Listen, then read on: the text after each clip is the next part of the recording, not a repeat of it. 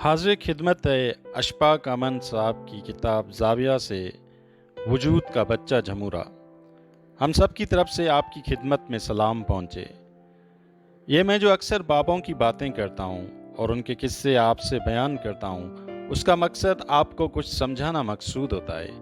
ये बाबे लोग जो होते हैं, उनके जो डेरे और दरसगाहें होती हैं और जहाँ बैठकर ये अपने अंदाज के लोगों को दर्स देते हैं, उन दर्स हासिल करने वाले लोगों में हम आप जैसे लोग ही होते हैं और वो बाबे भी हम आप जैसे लोग होते हैं। उन लोगों में भी जब गुस्से का मौसम आए गुस्सा भी कर लेते हैं और जब दुख का मौसम आए तो उन्हें दुख भी होता है। वो ट्रेजिक भी होते हैं, कॉमिक भी होते हैं, लेकिन फ़र्क सिर्फ ये है कि उन्होंने इंसानी खूबियों या खराबियों का अजाला नहीं किया होता, बल्कि उनका अमाला किया होता है और उन्हें एक रुख दिया होता है। और वो ऐसा रुख होता है कि अगर उन्हें गुस्सा आए तो जिस तरह हमने नई सड़कें बनाई हैं और उनमें पानी के निकास के लिए नालियां बनाई हैं, इन बाबों ने भी उसी तरह अपनी ज़ात के अंदर ऐसे झरने छोड़े हुए होते हैं जिनसे गुस्सा बाहर निकलता है और दुख का किसी तरह अमाला मुमकिन होता है।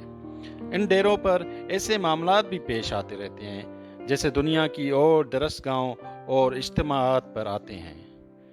एक दफ़ा डेरे पर बाबा जलाल और हैदर में बड़ी लड़ाई हो गई। बाबा जलाल वहाँ सब्ज कपड़े पहनकर सर्व किया करते थे, लोगों को रोटियां ला ला कर खिलाते थे, पानी का जग लिए फिरते थे, जबकि हैदर बाबा भारी भरकम जिसामत के थे। वो तंदूर में रोटी लगाते थे।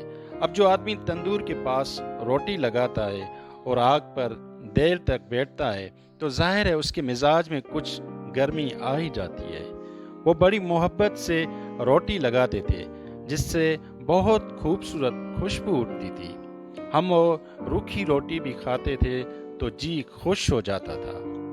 बाबा जलाल सर्व करते करते इतने थक जाते थे कि यकीनन उनके अंदर कोई ऐसी ट्रेड पैदा होने का खदशा मौजूद रहता था जो कि अक्सर औकात हो जाती है और उनकी उम्र भी खासी थी। इस मर्तबा जब बाबा जलाल और बाबा हैदर के दरमियान झगड़ा हुआ तो उसने संगीन सूरत-ए-हाल अख्तियार कर ली। तंदूर से रोटी निकालने वाली लंबी सी खुरपी बाबा हैदर के हाथ में थी। वो गर्म भी होती है। उन्होंने गुस्से में वो तंदूर से बाहर निकाली और जोर से बाबा जलाल पर चलाई। वो खुशकिस्मती से बच तो गए, लेकिन उन्होंने भी गुस्से में आकर रोटियां जमीन पर फेंक दी और वो रोते हुए शिकायत की गर्ज से बाबा जी के पास आए और सारी बिपता सुनाई। बाबा जी ने कहा कि हम उसकी सरजनश करते हैं। बाबा जी ने मेरी ड्यूटी लगाई कि जाओ तुम हैदर को बुला कर लाओ। मैंने कहा जी बहुत अच्छा। अब मैं डरते डरते उसके पास गया। वो तंदूर के पास बड़ा गर्म बैठा था।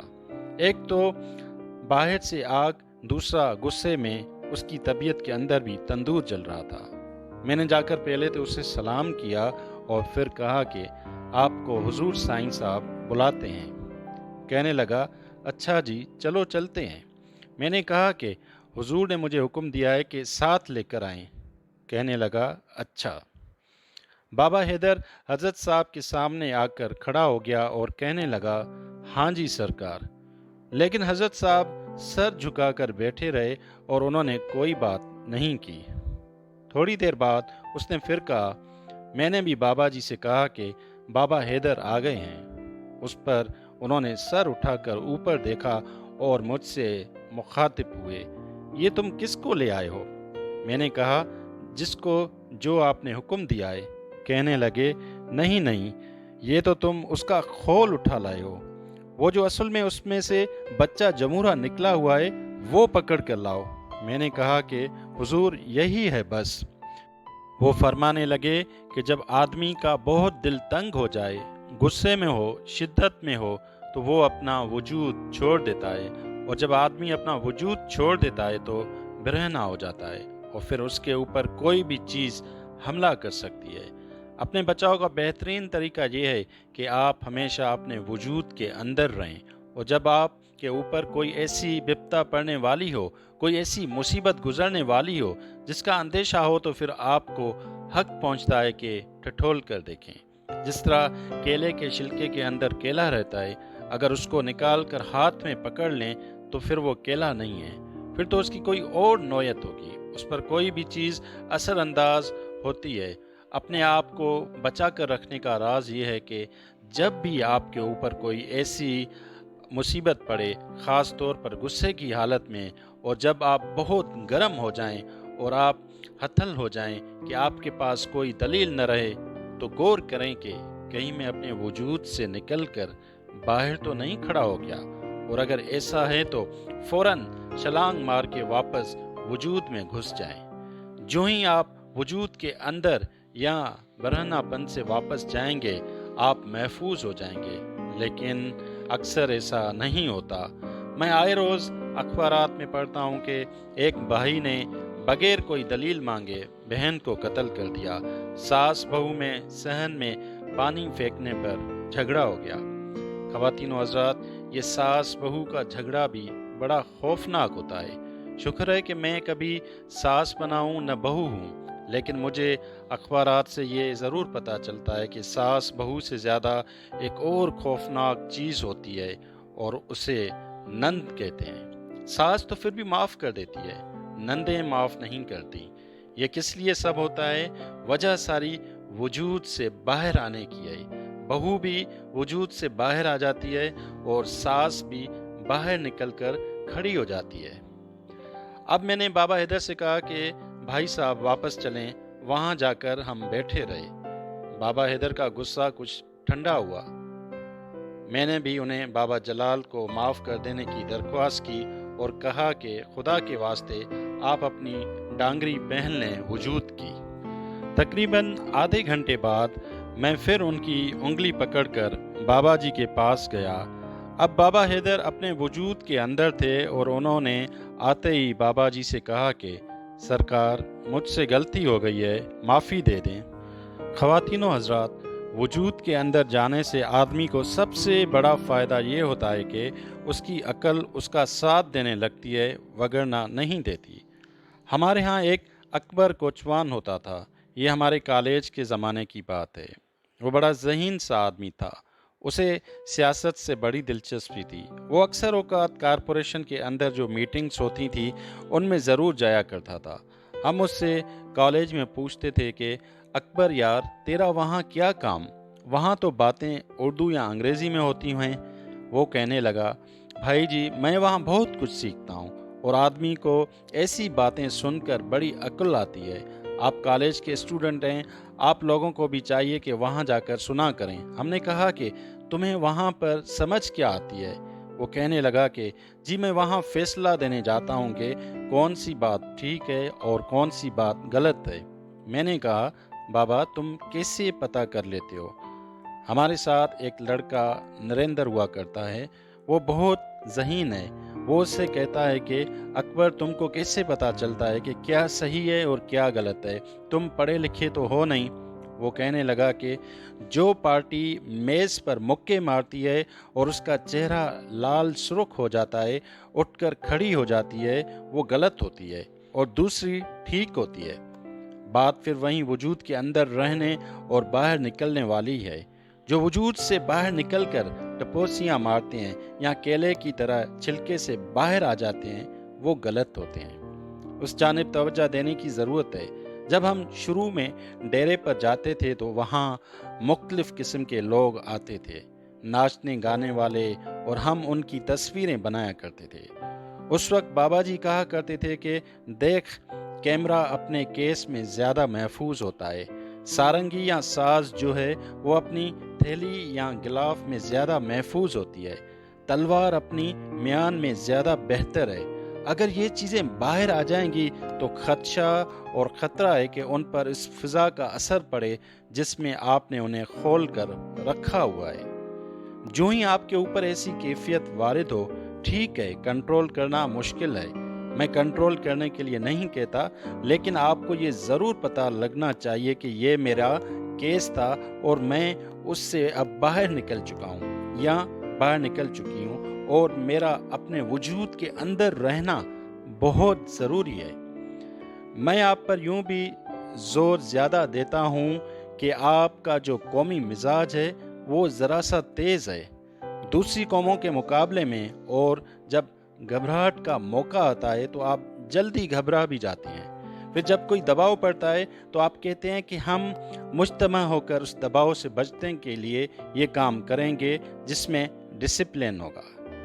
قائد اعظم محمد علی جناح نے جب یہ کہا کہ یونٹی، فیتھ اینڈ ڈسپلن، اس وقت ہم کالج میں پڑھتے تھے تو ہم نے کہا کہ قائد اعظم نے جو اتحاد بارے کہا ہے یہ تو ٹھیک ہے، اس کی ضرورت ہے اور ایمان بھی ہے، لیکن یہ جو ڈسپلن ہے یہ کیا فضول بات ہے؟ ہم کوئی فوجی ہیں یا وردی میں ہیں، لیکن اب جوں وقت گزرتا جاتا ہے میں سوچتا ہوں کہ اتحاد اور ایمان تو بعد میں آئے گا، ڈسپلن کی ذاتی اور اجتماعی زندگی میں شدت سے ضرورت ہے۔ ہم دوسری قوموں کے مقابلے میں ذرا اپنے خول سے جلدی باہر آ جاتے ہیں۔ جب ہم کرکٹ میں کسی دوسری ٹیم سے پٹ رہے ہوتے ہیں اور ہمارا بالر بال کرنے جاتا ہے تو ساری قوم اس کے بال پھینکنے تک ہو کرتی ہے۔ ایسا اور کوئی قوم نہیں کرے گی۔ آپ نے بھی یہ بات دیکھی ہوگی، وہ بالر پر توجہ مانگ رہا ہوتا ہے۔ جب ہم لوگوں سے کہتے ہیں کہ قائد اعظم نے ہمیں ڈسپلن کا کہا ہے تو وہ کہتے ہیں کہ جب وقت پڑے گا تو دیکھ لیں گے۔ خواتین و حضرات، جب وقت پڑتا ہے تو ان کا رویہ سلطان رائی کی طرح ہوتا ہے۔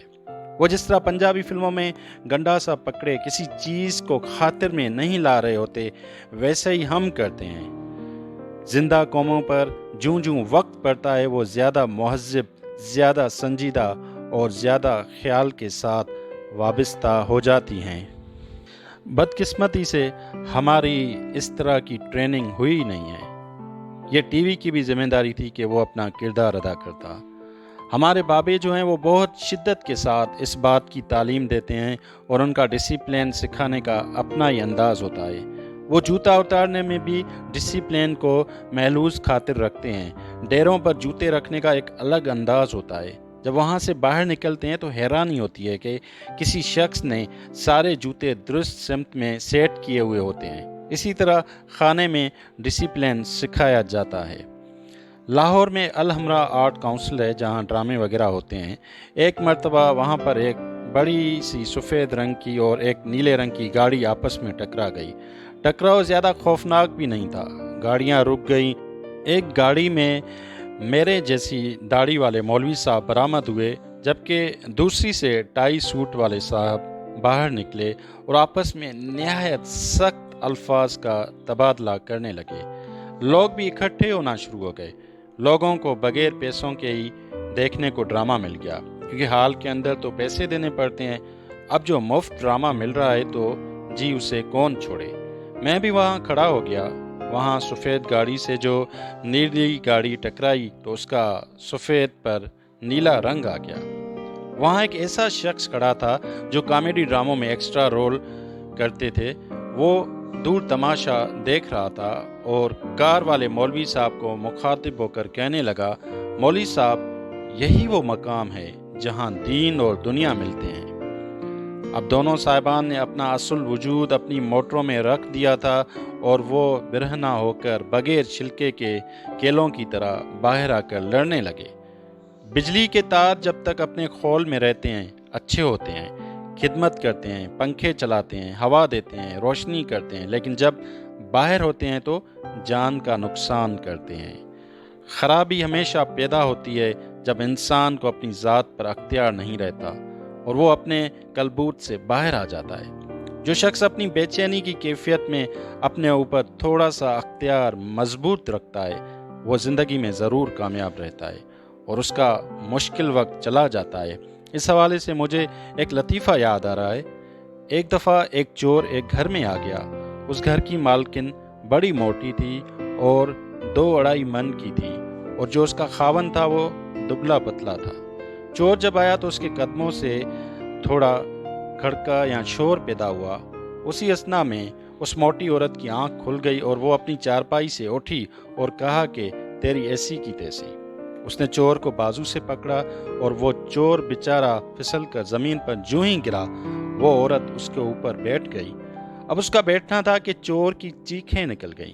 اس عورت نے وہاں بیٹھے بیٹھے اپنے दबले पुतले खावन से कहा कि जल्दी से पुलिस को लेकर आओ। खावन जल्दी से अपना जूता तलाश करने लगा, कभी एक कमरे में जाके तो कभी दूसरे में। उसकी बीवी कहने लगी कि मैंने तुम्हें थाने में जाने को कहा है और तुम इधर उधर भागे फिरते रहो।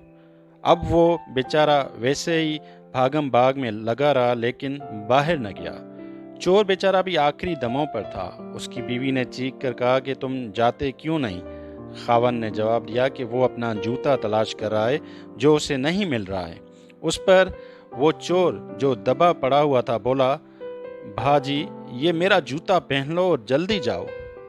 उसने इसलिए कहा कि ये जल्दी जाए और उसकी मोटी औरत से जान छूटे। अब उस चोर को पुलिस से खौफ कम और उस मोटी औरत से ज़्यादा महसूस हो रहा था जो उसके ऊपर बैठी थी। ख़वातीन और हज़रात, उस चोर ने मोटी औरत से कहा कि आपा जी ज़रा उठना, मैं अपना जूता दे दूं, और वो उठ बैठी। इस लतीफ़े में असल बात यह है कि वो चोर हवास भागता नहीं हुआ था, उसने अपने वजूद पर काबू पाया हुआ था। अगर उसके बरक्स होता तो या मोटी औरत तले पड़ा मर जाता या पुलिस पकड़ कर ले जाती। अगर हम अपने वजूद को कलबूत का कैदी कर लें तो बड़ी आसानियां हैं। आप जो ही वजूद से निकलेंगे मुश्किलात आएंगी। आप ज़रूर तजुर्बा करके देखिएगा। अल्लाह पाक आपको हमेशा खुश रखे, बड़ी आसानियां अता फरमाए और आसानियां तकसीम करने का शर्फ अता फरमाए, और ये शर्फ भी अता फरमाए कि हम अपने वजूद के बच्चे जमूरे को काबू कर सकें और उसे बाहर न निकलने दें। अल्लाह हाफ़िज़।